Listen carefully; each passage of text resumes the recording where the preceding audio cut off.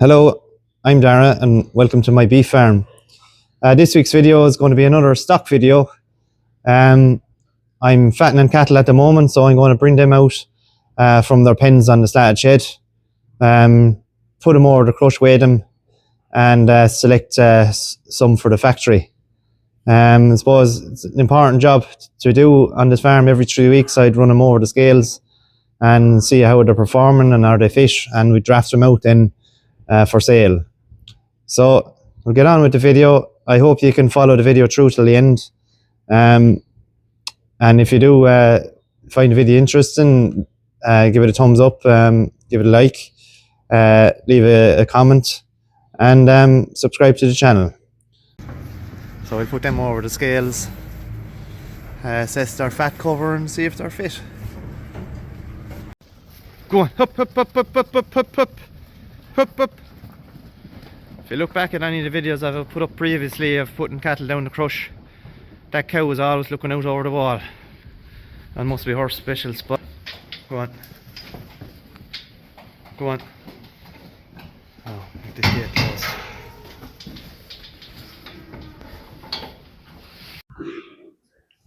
So anyway, we get the crush filled up there. I'm sorry about the sun now. There's space sheeting on the shed here and the sun is flicking in through the sheeting. So anyway, they're loading themselves up there. That's handy. I don't have to go in. Come on. One Friesian heifer on it there. She's a half twin. So I think I got her for nothing now. I don't remember really, but she wasn't expensive. Go on. Yeah, girl. I'll push her in there now.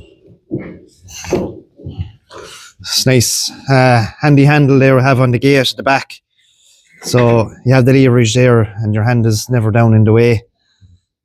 So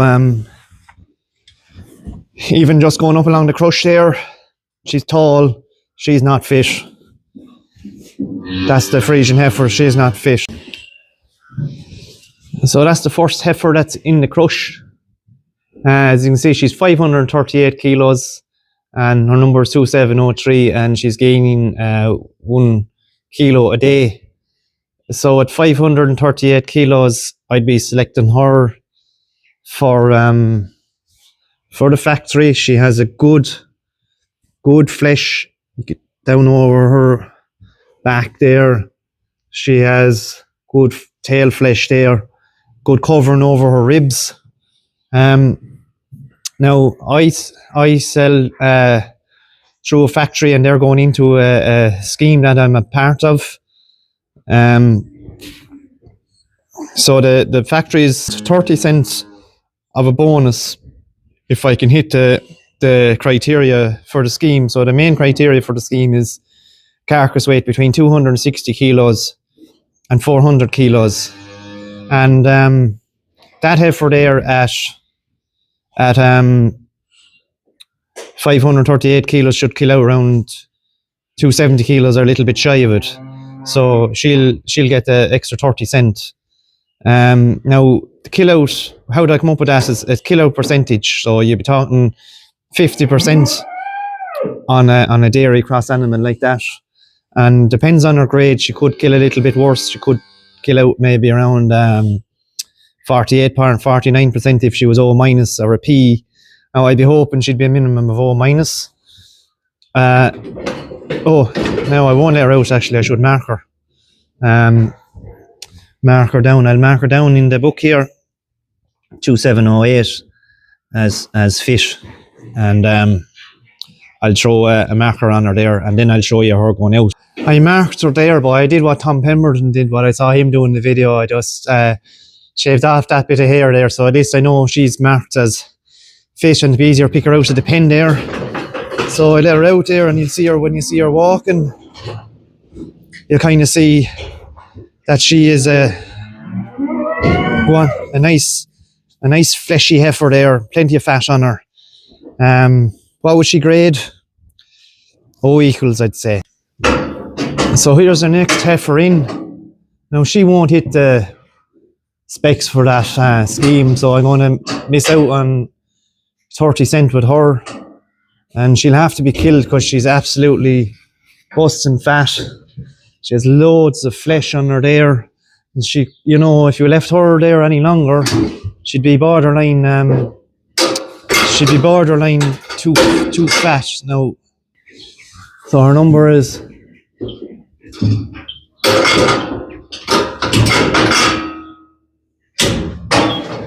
so she gained 1.23 since the last day. So do you leave her there and hope that she'll come up to the weight? See, it's a balancing act there with having them. See there now, she's busting with flesh. But that's the problem with a lot of them smaller heifers, is it's hard to get weight into them. Lay in the next one there. And she's just 508. And I don't think she's fit. I can actually think she'll take a little bit more. So I'll just write in her number there. Let's get her number. So that heifer is 508 kilos and she's apparently gaining 1.56. So I'm going to leave her there. She'll be fit to go the next time. If she keeps doing that, then she'll go over the 530, 40 kilos, but she's not fit. So she'll be left back anyway for further feeding.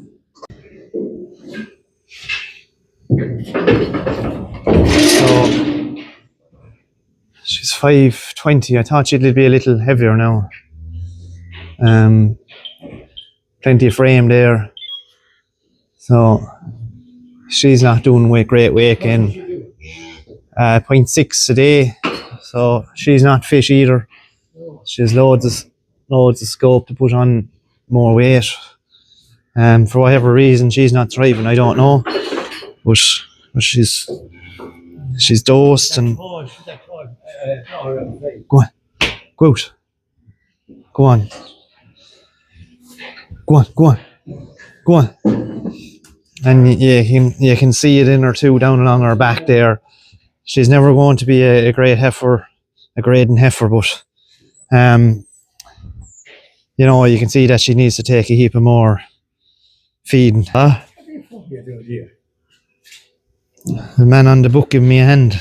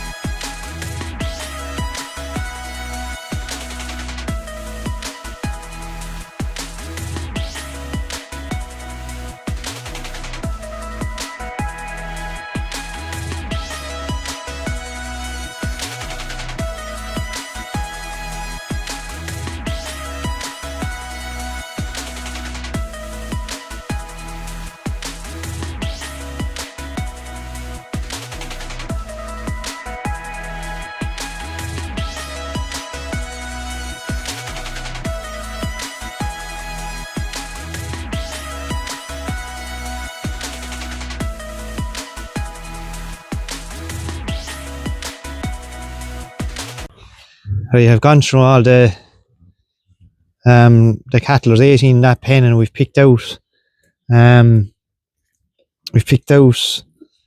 with a question mark over 2 more. Go on. That one there, she's a fairly tall heifer. She's just 588 kilos, and that little bullock there, he's not overly heavy, but he's very fit. So I could potentially have 10 fish, not 8. But these heifers there, they're around 22 months of age.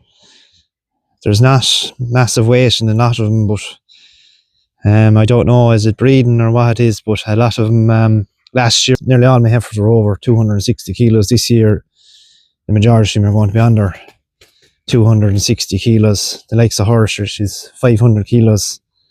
But unless she kills out very well, she won't hit the 260 kilo target that I have for her. So now I'll let them off back down to the shed, and I'll bring up the other pen I have, which are mainly Friesians with a few Herefords and Angus's put through them. They're decent enough stock, alright, but they just don't have the weight for me this year is all. Yup, go on. So here's the other pen out now. I actually have most of the cattle killed now, so this is the last of the cattle I have left.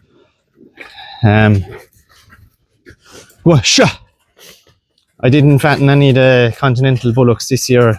Every other year I'd normally fatten them, but the circumstances changed, so I couldn't fatten them this year. And we were fattening all the dairy stock. So these are the last of what's left there. It's just give or take 40 to go now. So I get these ones down the crush and get them weighed and see is there anything fit. Go on. Yup. Shh. Go on.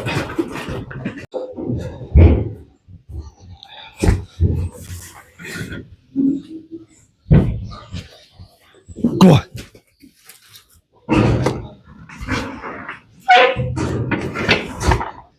Yep. Let's get to go close. Anyway, he's 576 kilos. He's one of the better bullocks that's on it. I get his number now. 2674. 2674. And he's gaining 0.8 a day. Oh, my father is on the book there writing them down. But he's a good bullock, alright, but the problem with them Friesians is they eat an awful lot, and to only be putting on 0.8 a day, like the economics are not with them. I have phased them out. This is my last year now with Friesians. There's only 15 there. I used to have 50 of them, and I phased them out over a number of years. And the main reason I'm phasing them out is what it costs to feed them. They're going to take another month of feeding, and all the rest of the cattle will be gone. So that fella there is 550 kilos a Hereford. And the Hereford is doing a little better. He's 550 kilos. You gain at 1.1 a day. He'd kill out 280 kilos or that. So I'll see now. I might mark him down and let the factory man have a look at him and take an opinion and see what we do with him. Another Friesian in there, 530 kilos, gaining 0.67 a day. Like the conversion rates on these Friesians is very, very poor. 0.67 a day is very poor.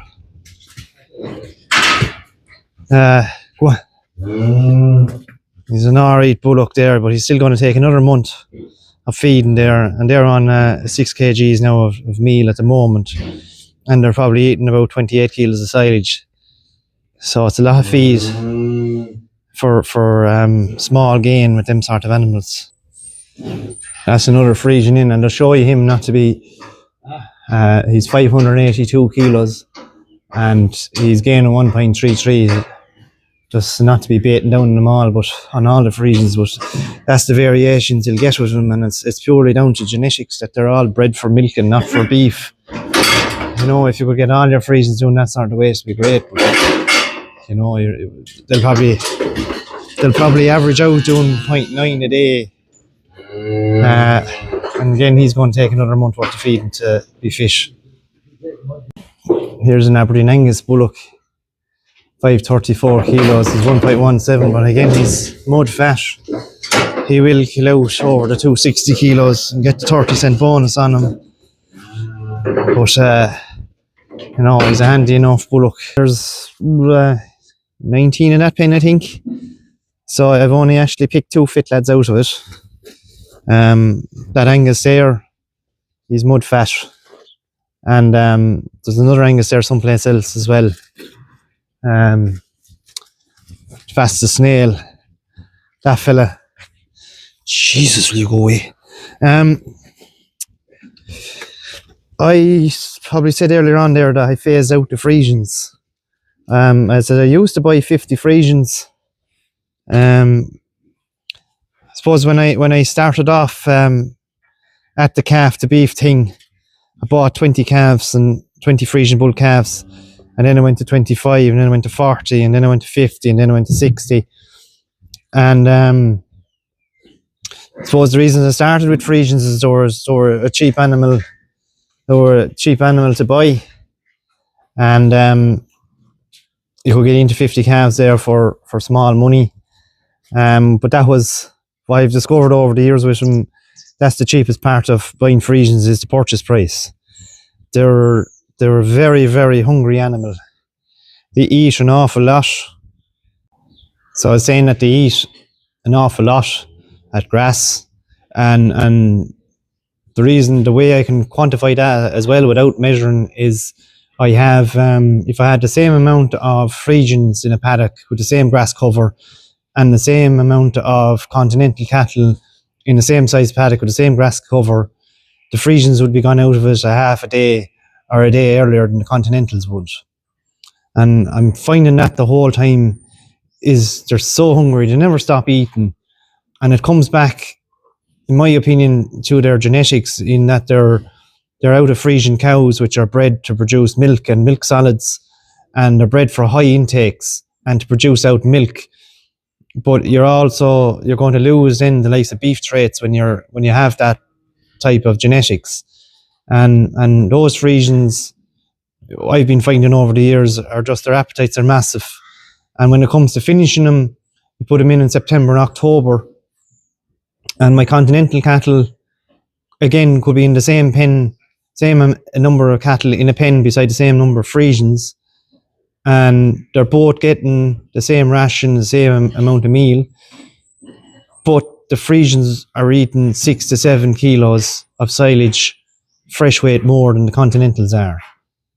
And I'm finding this all the time, and they're just eating too much, so I have to make more silage and to carry more Friesians. So I because of that, then I decided to start phasing out the Friesians and putting in maybe more Hereford and Angus stock. Also, Friesians, they don't grade well. Over the years, the grade of the Friesian has got worse. You used to be able to get all your Friesians into O's, and now the majority of them are hitting P plus, O minus. So when it comes to selling cattle on a base price, an O minus is down 24 cents. So you're minus 24 cents, and then you're only getting 12 cent quality assurance on them instead of 20 cents. So you're down another 8 cents there. So instead of going up at the grid, you're coming down the grid. So you're off 24 and 8 is 30 cents straight away. And if you pick a P plus, you're down 30 cents, is it? And I think, I'm not sure do you get to 12 cent quality assurance. I know that when I look it up, but then you're down another, if you are only getting 12 cents, you're down another 8 cents. So really you're 38 cents off base price. Those are the reasons I'm phasing out the Friesians. I only bought 15 last year. The year before I bought 30. And I've phased them back gradually. And the reason I've done that is for cash flow reasons. If I was to, instead of buying Friesians, I was to buy all Hereford and Angus's, you'd be paying €100 a head more. And that's, in anywhere 5,000 or 6,000 more I'd have to pay for your calves. So by doing it gradually and putting in a more valuable animal over the years, you don't hit cash flow as hard. So I won't have any Friesians next year. And I'm not sorry I won't have any Friesians either. I've been kind of wanting to phase them out for a long time. They gave me the start to get numbers up and get stocking rates up to maximise the output from the farm. But I've kind of outgrown them now at this stage. With high stocking rates and with their extra appetites, there's just of no place here anymore on my farm. And you want to be able to maximise the output from every animal, and the Friesians are just costing too much to keep. It's now 1st of January. All the cattle I have killed, my continental heifers are gone. A lot of the Hereford and Angus heifers are gone. And these guys have another month's feed. So they'll be eating silage and meal possibly for 2 months, 6 weeks, a month longer than a lot of the other animals that are on the farm. Now, I know if you look at the Herefords and Angus I put out today, the heifers and some of the bullocks are a very mixed bunch. And weight is their problem this year. They're really fleshy, nice, square little animals, but they don't have the weight. Now, the only good thing compared to this year and last year is the price is different. It's higher by about 60 cents. So what I'm losing in weight, I'm gaining in price. So, and they're still killing out actually with more money on average compared to last year. So that's a good positive that way. So hopefully the calves I have at the moment, the weans I have at the moment, will be better animals going forward. As I said, everything that could go wrong went wrong for this group, these animals. As I said, they were bought in and reared well, and then we hadn't a great summer. The rain started in July, and it rained then the whole way to August. Then we got a dry spell in August, and then it rained from September. So basically they were eating wet grass most of the year, and then they were housed early, and then because I had a lot of finishing cattle last year, they were a little bit overcrowded as well. So they didn't grow to their potential. So that's my fault in the shed space kind of thing. And as well as that, then they didn't get out until April, which would be very, very late here. I think it was nearly the end of April before they got out to grass. So we lost a month at grass with them.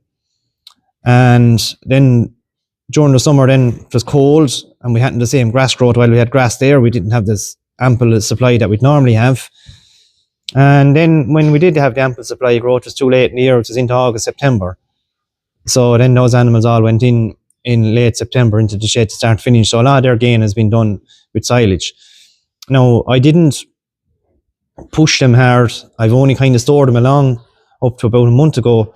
So I was giving them a 15% ration, and they're getting 3 kilos along with good silage, and then they're up to 4 kilos.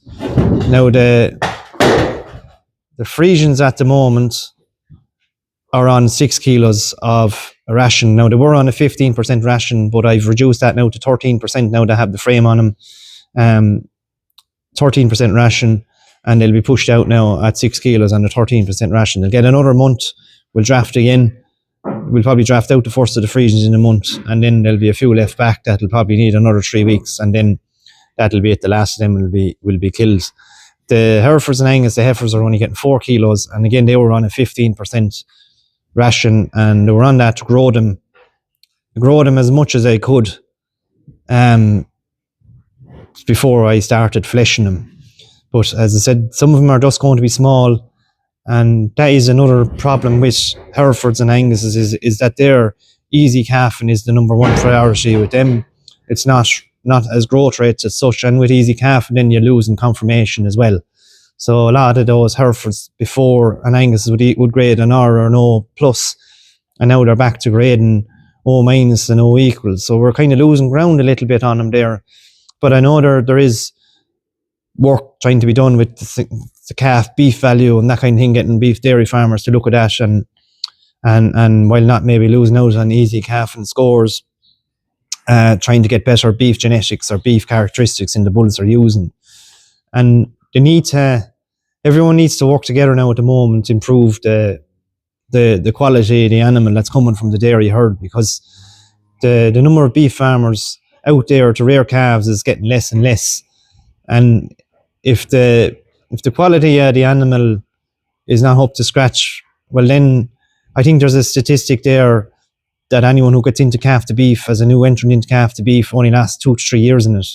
So that's a worrying statistic. So kind of everyone needs to work together and to have a better calf going forward.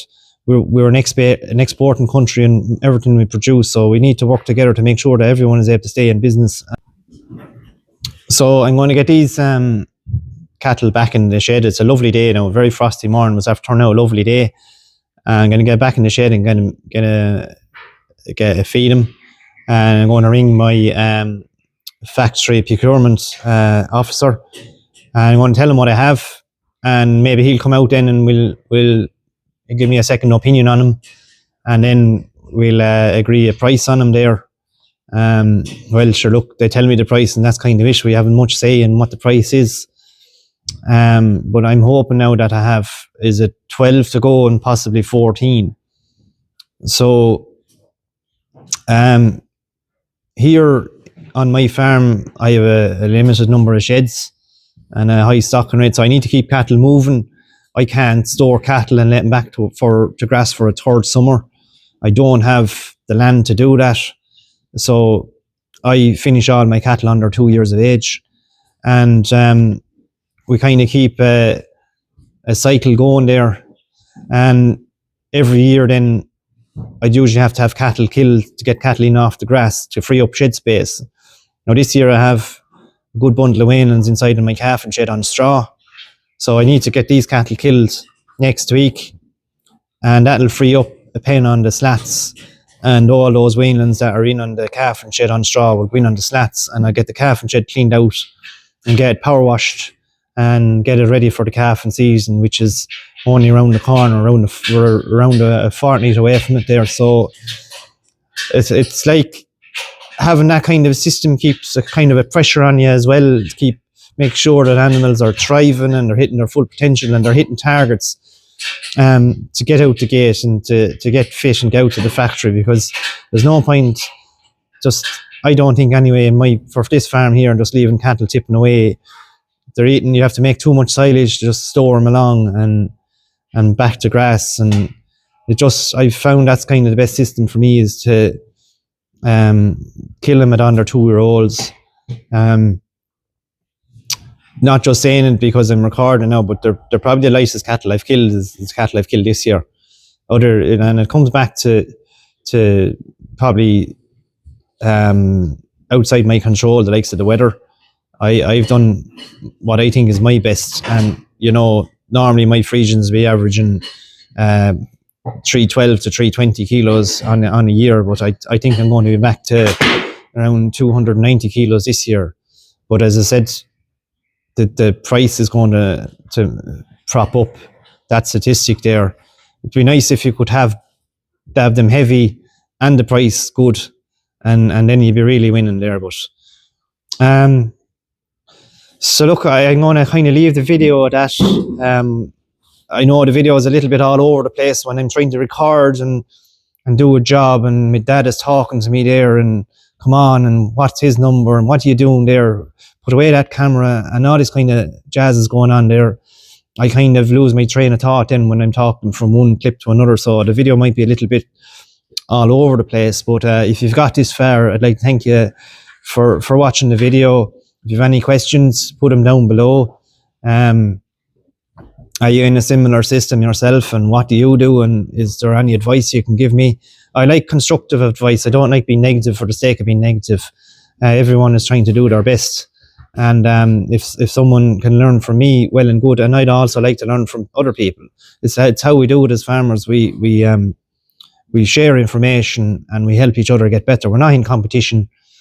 We're different to other businesses, and we're good that way in that we help each other. But positive, constructive comments is always welcomed. And so look, give the video a like, give it a thumbs up. Please subscribe to the channel. I can keep videos like this made. And I'm going to leave it at that, and I'll see you in the next one. Thank you.